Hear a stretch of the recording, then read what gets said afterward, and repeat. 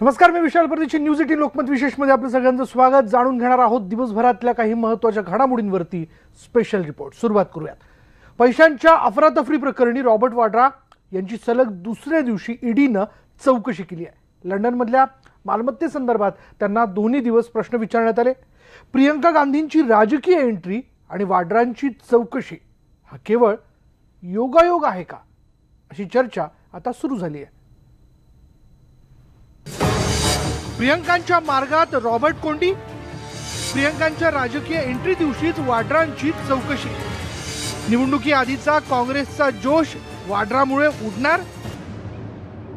राजकारणात नुकतीच एंट्री केलेल्या प्रियंका गांधींचे पती आणि सोनियांचे जावई रॉबर्ट वाड्रा यांना सलग दुसऱ्या दिवशी ईडीच्या ऑफिसमध्ये हजेरी लावावी लागली. अफरातफरीच्या अनेक प्रकरणांपैकी लंडनमधल्या मालमत्तेवरून वाड्रांभोवती ईडीनं चौकशीचा फास आवळलाय. बुधवारी तब्बल 6 तास 40 पेक्षा जास्त प्रश्न विचारल्यानंतरही वाड्रांना गुरुवारी पुन्हा चौकशीला सामोरं जावं लागलं. जो भाजपा के विरोध में आवाज उठाते हैं उन लोगों की आवाज को दबाने का काम एजेंसीज कर रही हैं. तमाम गैर भाजपा दलों के नेताओं को टारगेट किया जा रहा है. चुनाव के आते आते आपने देखा बंगाल में क्या हो रहा है, कलकत्ते में क्या हो रहा है, और लोगों को टारगेट किया जा रहा है. जो भाजपा के विरोध में आवाज उठाते हैं उनकी आवाज को दबाने का इस्तेमाल किया जा रहा है एजेंसीज के माध्यम से. मैं समझता हूँ ये निंदनीय है. ये इस प्रकार की राजनीति इस देश को शोभा नहीं देता. 2010 मध्ये लंडनमध्ये मोक्याच्या ठिकाणी वाड्रांनी कोट्यवधी पाऊंड्सची मालमत्ता खरेदी केली. स्कायलाइट ही कंपनी वाड्रांचे सहकारी सीसी थम्पी यांच्या मालकीची होती. 2011 मध्ये तपास यंत्रणांनी या मालमत्तांचा छडा लावला. त्यानंतर कंपनीचं नाव बदलून मेफेअर इन्व्हेस्टमेंट करण्यात आलं. कंपनीची मालकी जी.व्ही. चेरू यांच्याकडे हस्तांतरित करण्यात आली. 2014 मध्ये एनडीए सरकार सत्तेत आलं. वाड्रांवरच्या आरोपांची चौकशी करण्याची घोषणा भाजपनं आधीच केली होती. त्यानंतर मेफेअर मधली गुंतवणूक एका अरब कंपनीला विकण्यात आली. आता मेफेअर इन्व्हेस्टमेंटच्या विक्रीचा अंतिम लाभार्थी कोण याचा शोध घेण्यासाठी ईडी जंगजंग पछाडते.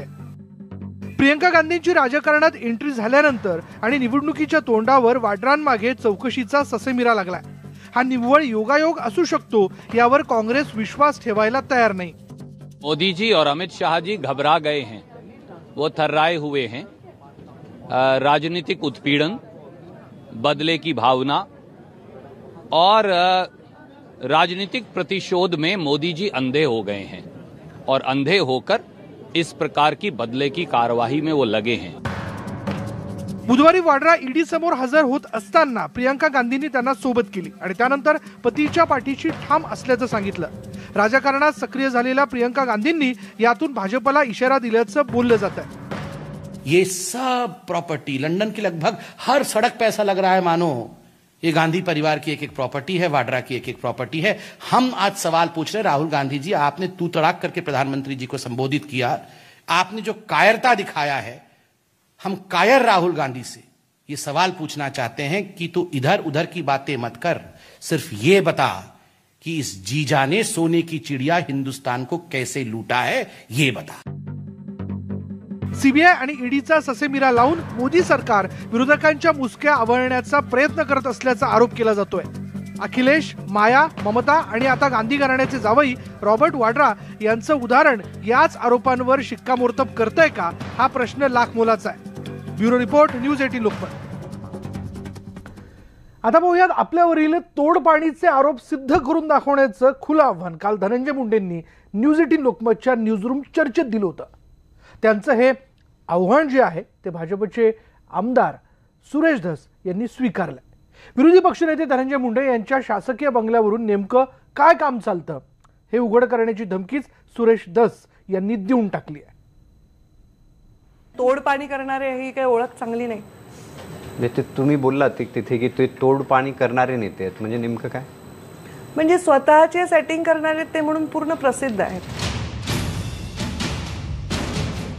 न्यूज 18 लोकमतच्या न्यूजरूम चर्चेत पंकजा मुंडेंनी धनंजय मुंडे यांच्यावर जाहीरपणे तोडपाणीचे आरोप केले होते.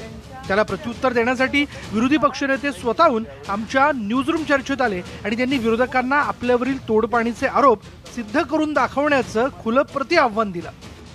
एखाद्याला बदनाम करायचंय म्हणून आपण आरोप करायचे. तोडपाणी कुठे गेली त्यांनी सांगावं, कुणासोबत केली सांगावं, आणि केली आरोप करू नका ना. तुमच्याकडे सत्ता आहे हो. तुम्ही डायरेक्ट विरोधी पक्ष नेते चौकशी लावा ना. तुम्ही कुणाची लावताय ना, तुमच्याकडे सीबीआय तुमच्या खिशात आहे, सगळं तुमच्या खिशात आहे. आज एसीबी तुम्ही म्हणताय तसं चालतंय, तर मग तुम्ही करा ना ते. माझं आव्हान आहे आत्ता सुद्धा सरकारला, आरोप करू नका. जर मी कुठं तोडपाणीमध्ये विषय केला असेल तर कुठल्याही चौकशीला मी समोर जायला तयार आहे, पण ते सिद्ध करा. आणि सिद्ध करू नका तर स्पेसिफिक आरोप तरी करा. धनंजय मुंडेंच्या या आरोपांवर पंकजा मुंडेंची प्रतिक्रिया अद्याप मिळू शकली नसली तरी राष्ट्रवादीतून नुकतेच भाजपवासी झालेल्या सुरेश धस यांनी मात्र धनंजय मुंडे यांचं हे खुलं आव्हान जाहीरपणे स्वीकारलंय. आपल्याला संधी मिळाली तर आपण नक्कीच हे तोडपाणीचे आरोप सिद्ध करून दाखवू शकतो, असं सुरेश धस म्हणालेत. आपल्यावरती आरोप का होतात याचं त्यांनी स्वतः आत्मपरीक्षण करायला पाहिजे. कारण आपलं जे शासकीय कार्यालय आहे तिथे कोणकोणतं कामकाज चालतं, कोण कोण लोक असतात, काय असतात, आणि तोडपाणीचे आरोप सिद्ध करण्याचे बाबतीत त्यांनी जर आव्हान केलं तर ते 100% सिद्ध करता येईल, काही अडचण नाही आहे. मात्र त्यांनी असं सांगितलेलं की एखादा इन्सिडेंट किंवा एखादी घटना असेल ज्या बाबतीमध्ये माझ्यावर आरोप केला जातो, फक्त माझी प्रतिमा डागाळण्याच्या हेतून हा आरोप केला जातो असं म्हटलं जातं. प्रतिमा डागाळण्यासाठी नाही. प्रतिमा का डागाळते? सगळ्यांना सगळं माहिती नसतं का? तुमची प्रतिमा डागाळते, तुमचीच का डागाळते, दुसऱ्यांची का नाही, बरं का? त्याच्यामुळं मला वाटतं त्यांनी हे आव्हान वगैरे न केलेलंच बरं. बीडमधला मुंडे बहीण भावातला राजकीय वाद काही नवीन नाहीये, पण या वादात आता सुरेश धस यांनीही पंकजा मुंडेंच्या बाजूने उडी घेतल्याचं बघायला मिळतंय. बघूयात धनंजय मुंडे त्यांना नेमकं प्रत्युत्तर देतायत का ते. ब्युरो रिपोर्टचा सुरेश जाधव, न्यूज 18 लोकमत, बीड. खरं तर बीड परळीला मुंडे बहीण भावांचं राजकीय वैर काही नवीन नाहीये, पण हा राजकीय वाद एका चॅनलच्या न्यूजरूम मध्ये रंगल्याचं पहिल्यांदाच बघायला मिळालं ते न्यूज 18 लोकमतवर. पाहुयात पंकजा मुंडेंचे आरोप आणि धनंजय मुंडेंची उत्तरं. माझ्या पक्षात ते असते तर कदाचित मी त्याच्यासाठी राजकारणही सोडलं असतं. आज मी तिला धनंजय मुंडे भाजपात असते तर मी कदाचित भावासाठी राजकारणही सोडून दिलं असतं, असे भावनिक उद्गार पंकजा मुंडेंनी न्यूज 18 लोकमतच्या न्यूजरूम चर्चेत काढल्यानंतर धनंजय मुंडे त्याला प्रत्युत्तर देणं हे क्रमप्राप्तच होतं. म्हणूनच त्यांनी बहिणीच्या आरोपांना उत्तर देण्यासाठी न्यूजरूम चर्चा हेच व्यासपीठ निवडलं. पाहुयात या मुंडे बहीण भावामधली ही भावनिक राजकीय जुगलबंदी. निर्णय बदलल्यानंतर सुद्धा त्या परिस्थितीमध्ये परळीच्या लोकांनी खूप आग्रह धरला की आम्हाला पंकजा ताईच पाहिजे, आणि म्हणून मला तिथे अचानक उभं करावं लागलं. कारण बाबांना वाटलं एवढ्या वर्षाची सीट आपल्या हातून जाऊ नये आणि धनंजयला पण त्याचं करिअर खराब होऊ नये, त्याचं सुरुवात पराभवानी होऊ नये. लगेच बाबांनी 2 महिन्यांनी धनंजयला आमदार केलं, म्हणजे विधान परिषदवर घेतलं. त्यामुळे आम्ही दोघेही आमदार होतो आणि बाबा खासदार. एवढी मोठी ताकदवर फॅमिली होती.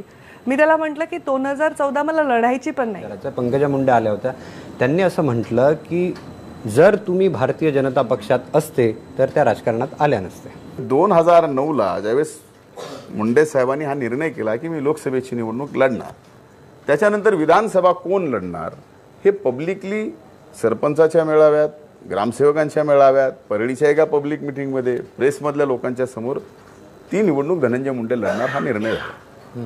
त्यानंतर तो निर्णय बदलला गेला. तोपर्यंत पंकजाताईचा राजकारणाचा काही संबंध होता का? धनंजय मुंडेचा ऐवजी धचा पा झाला. निर्णय बदलल्यानंतर सुद्धा आम्ही तो आनंदाने स्वीकारला.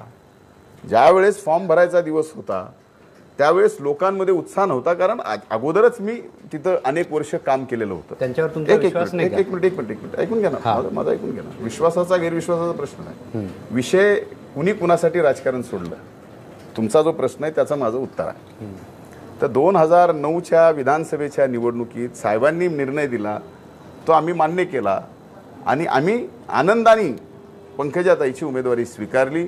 आणि याच्या पलीकडे जाऊन सांगतो की तिथं मी दावेदार असताना माझ्या बहिणीसाठी त्या ठिकाणी त्या मतदारसंघात पंकजाताई तुम आगे बढो, हम तुम्हारे साथ है म्हणून जीपवर चढून पहिली घोषणा देणारा धनंजय मुंडे होता.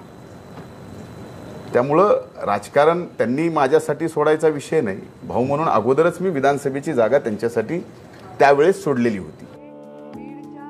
आता पंकजा मुंडे न्यूजरूम चर्चेत आल्या म्हटल्यानंतर गोपीनाथ मुंडेंच्या मृत्यू संबंधीच्या चौकशीचा प्रश्नही हा ओघाने आलाच. त्यावर त्यांनी धनंजय मुंडे हे माझ्या वडिलांच्या मृत्यूचं राजकीय भांडवल करत असल्याचा गंभीर आरोप केला. धनंजय मुंडेंनी एक अविश्वास व्यक्त केला होता की याची चौकशी आमची काही माहिती असेल किंवा त्यांच्याकडे काही तशा प्रकारची कल्पना त्यांना असेल तर त्यांना इन्व्हेस्टिगेशनला बोलवून त्यांच्याकडनं माहिती घेतली पाहिजे. तुमचाही पाठिंबा आहे त्यांच्या मागणीला? नाही, पण असं म्हणणाऱ्यालाच विचारलं पाहिजे ना की तुम्हाला काही वेगळं माहिती आहे का बाबा. नाही, निवडणुकांच्या तोंडावर या प्रकारचे आरोप होणं ते मी विचारतो की तुम्हाला काय वाटतं? आता निवडणुका आहेत, त्याच वेळेस अशी प्रकरणे एवढंच आहे की इलेक्शन कमिशननी ईव्हीएम हॅक होतने खारिज केल्यामुळे त्याच्यावरून उठलेलं सगळं वादळ हे ऑलरेडी तिथलं पेल्यातलं वादळ होतं असं मला वाटतं. आता बहिणीनेच असा आरोप केला म्हटल्यानंतर धनंजय मुंडेंनाही तो प्रश्न विचारला जाणारच होता. त्यानुसार आम्ही तो विचारला.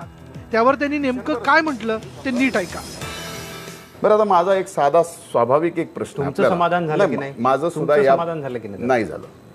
याचं कारण मला अजूनही वाटतं त्यात काहीतरी याचं कारण असं आहे, मूळ विषय की हे सगळे जे प्रश्न आहेत की ड्रायव्हरला कुठली शिक्षा नाही, त्याबाबत कोर्टात काय प्रकरण चालू माहित नाही, स्वर्गीय मुंडे साहेबांच्या सोबत कोण होतं, त्यांचे पीए होते, त्यांची चौकशी झाली का, त्यांच्या मागे एस्कॉर्टची गाडी का नव्हती, केंद्रीय मंत्री होते, ह्या सगळे अनुत्तरित प्रश्न आहेत. त्यामुळं स्वाभाविक आहे की आज आमच्यासारख्यालाही वाटतं की याच्यात कुठंतरी घात आहे. खरं तर गोपीनाथ मुंडे यांना जाऊन आता 4 वर्ष लुटलीत. त्यावर सीबीआयने हा अपघातच असल्याचा अहवालही दिला. पण सय्यद सुजाने केलेल्या आरोपांच्या निमित्ताने मुंडेंच्या मृत्यूभोवतीचं संशयाचं धुकं आणखी गडद बनलंय.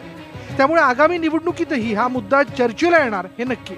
पण दुर्दैव एवढंच आहे की गोपीनाथ मुंडेंचे राजकीय वारसदारच या मुद्द्यावरून परस्परांवर आरोप प्रत्यारोपांच्या फैरी झाडताना दिसत आहेत. Bureau report, news 18 Lokmat, Mumbai. सातारच्या उदयनराजेंची कॉलर उडवण्याची, चुटकी वाजून धमकी देण्याची स्टाईल आजवर तुम्ही टीव्हीवरून अनेकदा पाहिली असेलच. पण तेच भाऊकही होतात. बघायचं तुम्हाला राजेंचं हे इमोशनल रूप? मग बघूयात हा स्पेशल रिपोर्ट. कसं आहे, उदयनराजेंची एकच फाईट, साताऱ्यात वातावरण टाइट. एक बार जो मैंने कमिटमेंट कर दी तो मैं खुद की भी नहीं सुनता. कोणी जर आरेरावीकडे असेल तर मी काय बांगड्या घातल्या नाहीत. पण हेच उदयनराजे भाऊकही होतात बरं. उदयनराजे साताऱ्याचे खासदार आणि छत्रपती शिवाजी महाराजांचे थेट वंशज. आता राजे म्हटल्यावर त्यांचा रुबाब आणि थाटही न्याराच राहणार नाही का? आणि स्टाईलही हटकेच राहणार ना भाऊ. कारण शेवटी राजे ते राजेच ना. साताऱ्याची जनता ही राजेंच्या या बिनधास्त स्टाईलवर फिदा आहे बरं. पण हेच राजे कधी कधी भाऊकही होतात बरं. विश्वास बसत नाही ना? मग बघा राजेंचा हा नवा व्हिडिओ.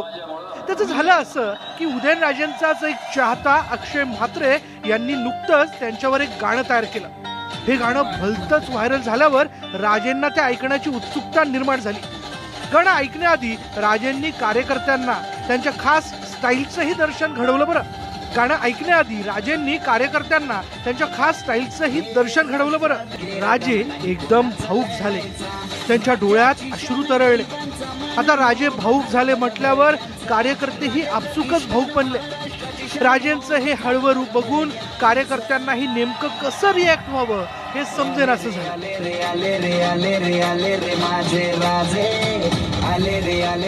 पण नंतर राजेंनीच वातावरण हलकं फुलकं करून टाकलं. तर मंडळी, असे आहेत खासदार उदयनराजे. कधी अँग्री यंग मॅन तर कधी भाऊक होणारे. खरंच उदयनराजे हे एक वेगळंच रसायन आहे, तेच खरं. ब्युरो रिपोर्टचं किरण मोहिते, न्यूज 18 लोकमत, सातारा. मुंबई काँग्रेसमधल्या गटबाजीची अखेर काँग्रेस हायकमांडने दखल घेतली असून लवकरच सर्व नेत्यांना दिल्लीला बोलावून एकत्रित काम करण्याची समज दिली जाणार असल्याचं समजतंय. पाहूयात मुंबई काँग्रेसमध्ये नेमकं चाललंय तरी काय.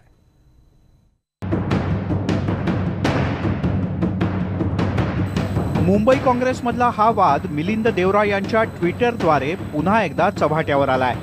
मिलिंद देवरा मुंबई काँग्रेसमधील गटबाजीवर फक्त नाराजी व्यक्त करून थांबले नाहीत, तर मोदींच्या विरोधात लढण्यासाठी सर्व काँग्रेस नेत्यांनी परस्परांमधले मतभेद विसरून एकत्र येण्याची गरजही त्यांनी व्यक्त केली.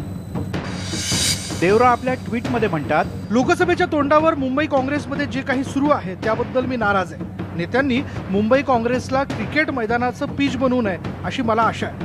केंद्रीय नेतृत्व या पक्षांतर्गत वादाची वेळीच दखल घेतील आणि आगामी निवडणूक आपण एक दिलाने लढवू. मिलिंद देवरांपाठोपाठ नसीम खान यांनी सुद्धा संजय निरुपम यांच्या कार्यपद्धतीवर उघडपणे नाराजी व्यक्त केली आहे. जो ज्याप्रमाणे मुंबई काँग्रेसमध्ये संपर्क एकमेका नेत्याशी झाला पाहिजे, कोऑर्डिनेशन असला पाहिजे, कुठेतरी ते कमी आहे. म्हणून ते फिर्यादत सुद्धा लढायला तयार नाही आणि व्यक्त करतायत. अनेक नेते थोडं आपल्याला असं थोडं हे करतायत. तर ह्याच्यामध्ये मध्ये जी परिस्थिती निर्माण गेल्या 6 महिन्यामध्ये या मुंबईमध्ये झाला संघटनेमध्ये, त्याच्यामुळे थोडा आहे. परंतु सगळे येणाऱ्या लोकसभामध्ये जोमाने काम करणार आहे. मिलिंद देवराजी सुद्धा जोमाने काम करणार आहेत. मुंबई काँग्रेसचे अध्यक्ष संजय निरुपम यांनी मात्र या सगळ्या वादावर अधिक भाष्य करायचं टाळलंय. आमच्यात जे काही वाद असतील ते आम्ही दिल्लीमध्ये जाऊनच मिटवू असा सावध पवित्रा त्यांनी घेतलाय. उस सब्जेक्ट में मैं आपको बता देता हूं कि पार्टी के इंटरनल इश्यू पे मैं कभी भी मीडिया से कोई बात नहीं करता. पहले भी नहीं करता था, आज भी नहीं करूंगा, आगे भी नहीं करूंगा. इसलिए इस विषय पे मुझे कुछ नहीं बोलना है, क्योंकि मैं पार्टी के मुख्यालय में पार्टी के प्रेसिडेंट के तौर पे बैठा हूं और पार्टी के किसी भी व्यक्ति के ऊपर मुझे कोई भी कमेंट नहीं करना चाहिए. इसके लिए हमारे पास हमारे सीनियर लीडर हैं, राहुल गांधी जी हैं, प्रियंका जी हैं, सोनिया जी हैं, पूरा एआईसीसी लीडरशिप है. उसको फैसला करना है सही क्या है, गलत क्या. फिलहाल मुंबई काँग्रेसमध्ये गटबाजी होण्याची ही काही पहिलीच वेळ नाही. पक्षामध्ये यापूर्वी सुद्धा संजय निरुपम हटाव अशी मोहीम राबवली गेली, पण प्रत्येक वेळेला राहुल गांधी यांनी निरुपम यांना अभयच दिलं. त्यातूनच मग ते इतरांना फारसे विश्वासात घेताना दिसत नाहीत अशी इतर नेत्यांची सार्वत्रिक तक्रार. किंबहुना याच गटबाजीला कंटाळून प्रिया दत्त यांनी लोकसभेच्या मैदानातूनच माघार घेतली. आता मिलिंद देवरा सुद्धा त्याच वाटेनं गेले तर काँग्रेसला नक्कीच परवडणार नाही. कदाचित म्हणूनच काँग्रेस हायकमांडनं यावेळी सर्व नेत्यांना दिल्लीला बोलवल्याचं कळतंय. मुंबई काँग्रेसचे अध्यक्ष संजय निरुपम यांची कार्यपद्धती फारशी अनुकूल नाही अशा स्वरूपाची विधानं मुद्दामून मुंबई काँग्रेसमधील जे नाराज आमदार आहेत किंवा नेते आहेत हे व्यक्त करतायत. येणाऱ्या निवडणुकीमध्ये मुंबई काँग्रेसला जर याचा फटका बसला तरी त्याचं खापर निरुपम यांच्याच डोक्यावर कसं फुटेल याचीच तजवीज हे नेते करतायत असं म्हणतं तर वावगं नाही. व्हिडिओ जर्नलिस्ट नवनाथ कोंडेकरसह सागर कुलकर्णी, न्यूज 18 लोकमत, मुंबई. यानंतर या बुलेटिनमध्ये इथेच थांबणार आहोत. पहा फक्त न्यूज 18 लोकमत.